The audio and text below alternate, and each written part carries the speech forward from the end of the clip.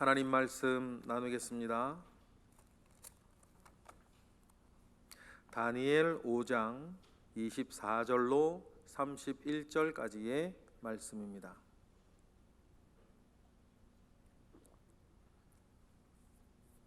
다니엘 5장 24절로 31절까지의 말씀, 우리 다 같이 한 목소리로 합독하겠습니다. 이러므로 그의 앞에서 이 손가락이 나와서 이 글을 기록하였나이다. 기록된 글자는 이것이니 곧 메네 데겔 우바르시니라.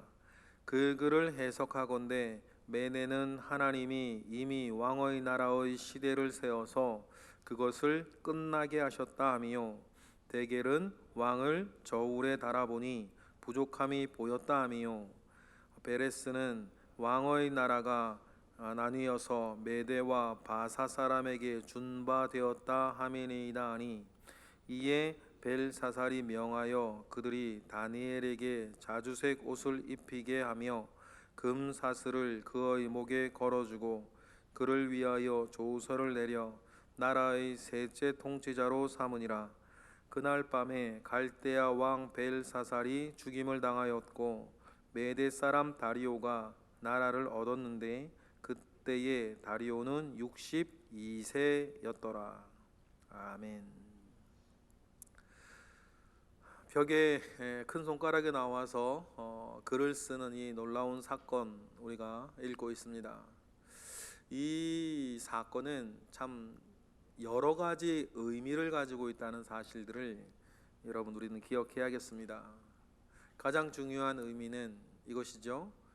다니엘을 통해서, 그 기적을 통해서 당대의 사람들, 특히 유대인들이 페르시아가 일어나고 메대가 일어나고 바벨론이 일어나고 망하고 하는 이 모든 일들은 그냥 일어나는 것이 아니고, 이 모든 일들 가운데에서는 온 세계를 다스리고 있는 하나님의 주권이 있다는 사실, 하나님께서 온 세상을 통치하시고 나라를 열기도 하시고 나라를 닫기도 하신다 라고 하는 이 사실을 알라는 것입니다.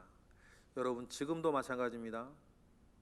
나라를 여는 것도 나라를 닫는 것도 하나님께서 하시는 일인 것을 우리는 기억하는 것입니다.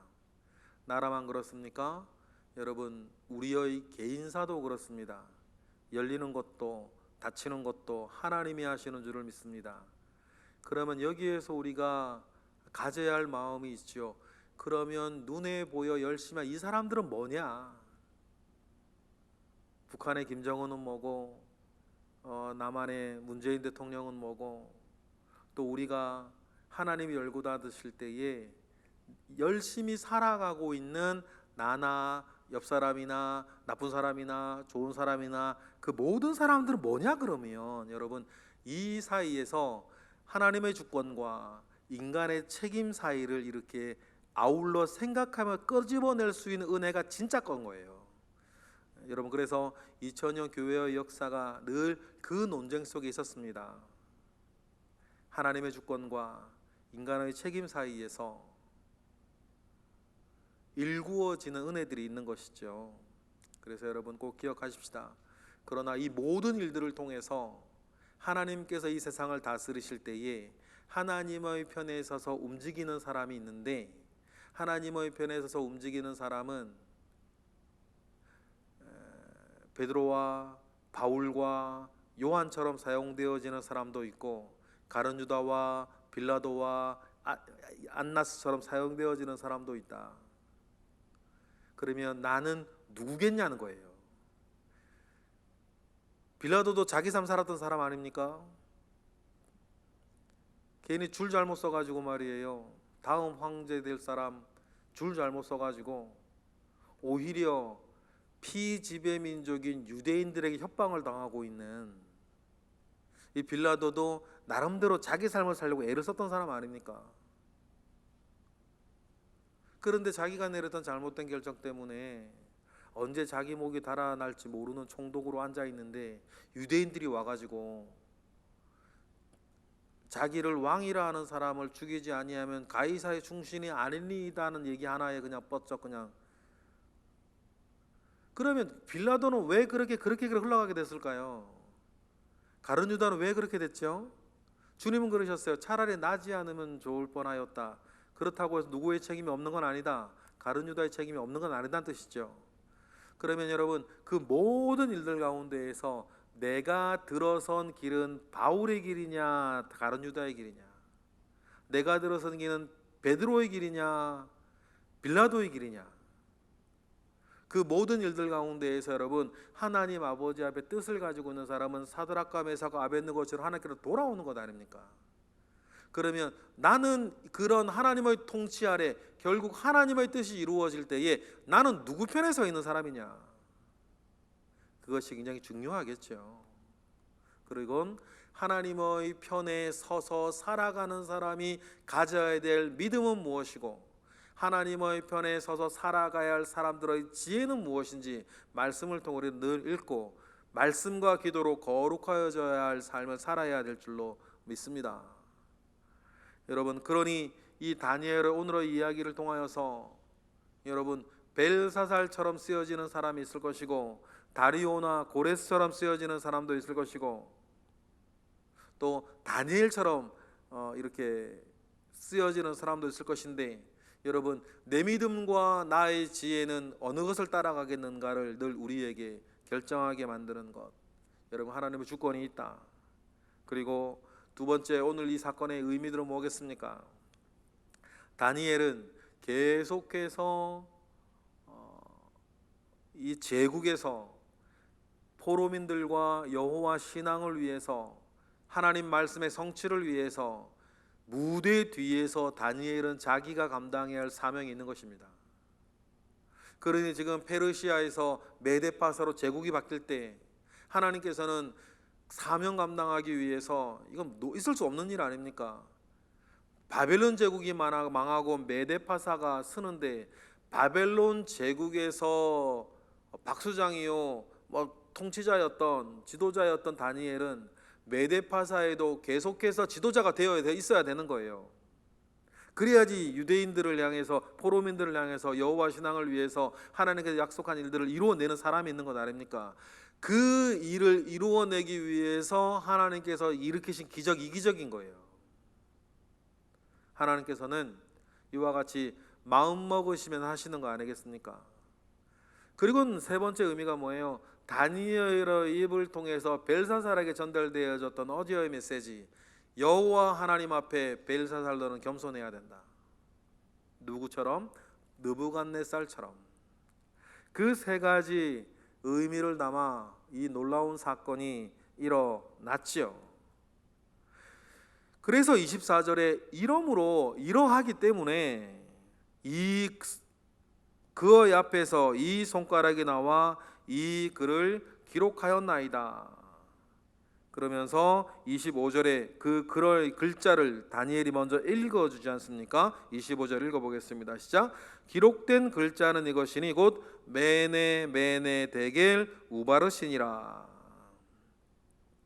메네 데겔 우바르신이라고 하는 글자가 기록되어졌다라고 되어 있습니다. 그래서 26절부터 한 절 한 절 다니엘이 해석을 해주죠. 메네라고 하는 말은 메나라고 하는 말에서 나왔어요. 메나가 뭐라냐면 계산하다. 메나라고 하는 계산하다라고 하는 말의 수동태가 메네라는 계산되다. 그러니까 메네는 계수되다, 헤아려지다, 계산되다, 뭐 이런 뜻이에요. 그러니 26절에 그 단어 뜻이 그러한 것을 받아서 다니엘이 덧붙여 해석을 해주죠. 26절 읽어보겠습니다. 시작.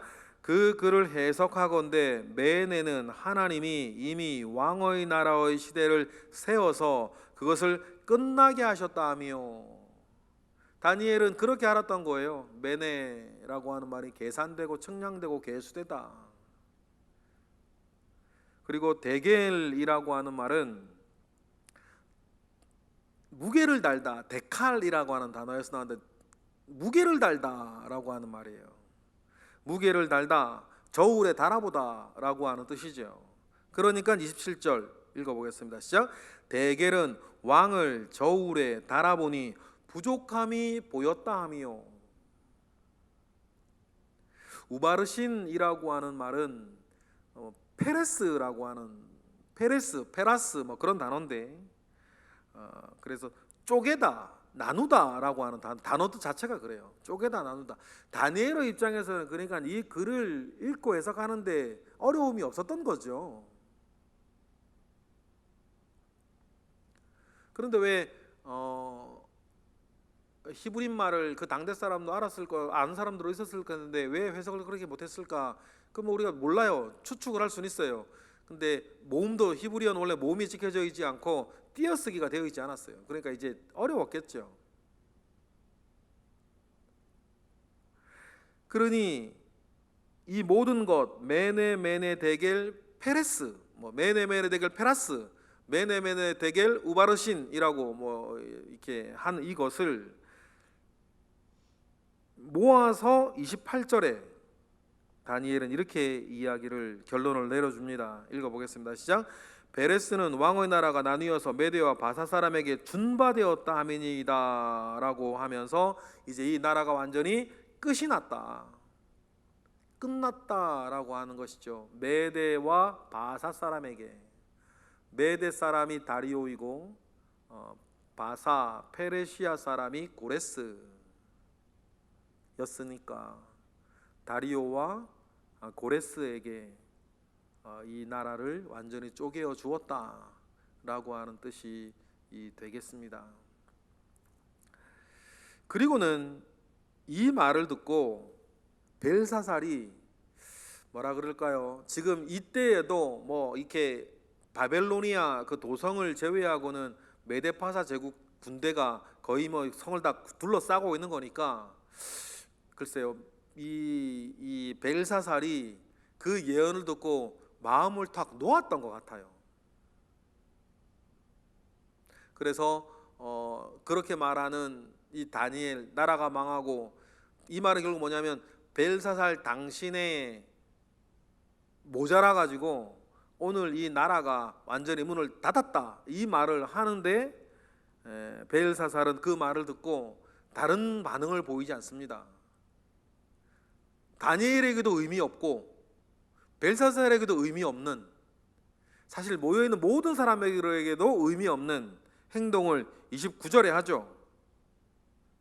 명령해서 다니엘에게 자주색의 옷을 입히고 금사슬을 주고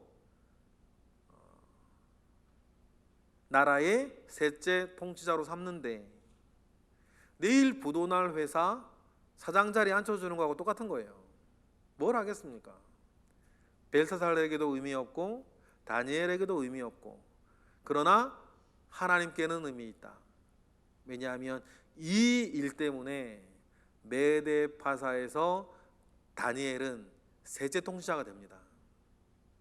전국을 120도로 나누고 그 위에 3명의 총리를 두는데, 황제 아래 그 3명의 총리 중에 한 사람이 다니엘이 되는 거죠.